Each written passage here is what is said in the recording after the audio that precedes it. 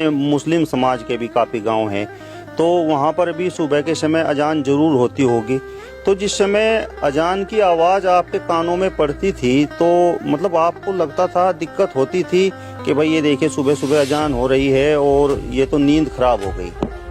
देखिएगा परिवार, मुझे तो क्या तकलीफ होगी, जाहिर सी बात है वो परमात्मा का नाम ले रहे हैं, लोगों को आजान दे करके नमाज के लिए बुला रहे हैं कि आओ भाई परमात्मा का नाम लो और उस मालिक की इबादत करो, तो मुझे तो क्या तकलीफ होगी। आसपास बहुत सारे गांव हैं, हमारे मुस्लिमों के गांव हैं, मदरसे भी हैं, मस्जिद भी हैं और वहां पर आजान होती है, अच्छा लगता है, मैं तो उससे बहुत पहले उठ जाता हूं। लेकिन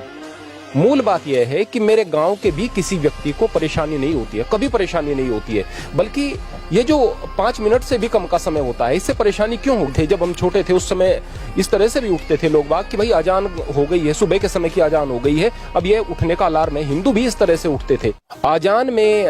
जो लोगों को बुलाया जाता है, नमाज के लिए बुलाया जाता है, थोड़े से समय तक परमात्मा की इबादत होती है, एक आवाज दी जाती है, उससे कोई दिक्कत हो जाए वो इंसान है ही नहीं, वो तो शैतान है, वो तो राक्षस है, उसके अंदर परमात्मा का नाम है ही नहीं। वास्तव में जो परमात्मा का भक्त है वो तो किसी भी भाषा में जो परमात्मा का नाम लिया जा रहा है वो यह सोचेगा कि उस मेरे मालिक का ही नाम लिया जा रहा है, क्योंकि हम चाहे यहाँ पर कितने भी धर्मों में बट जाएं, हम सारे के सारे उसी एक परमपिता परमात्मा की संतान है, हम सबका मालिक एक ही है। और जब भी उसकी इबादत की जाती है तो हमारे दिल को खुशी होनी चाहिए, प्रसन्नता होनी चाहिए, और वास्तव में ऐसा होता भी है। ये जो नकारात्मकता फैलाने वाले लोग हैं बहुत कम हैं, बस यह दिख ज्यादा जाते हैं क्योंकि सोशल मीडिया वगैरह पर इनका चर्चा होता है। यदि नमाज का प्रयोजन ये है कि लोगों को बुलाया जाए, उनको याद कराया जाए कि अजान का प्रयोजन ये है कि भाई लोगों को बुलाया जाए और नमाज के लिए उन्हें अपनी तरफ आकर्षित किया जाए, तो बहुत अच्छी बात है, आजान अच्छी है।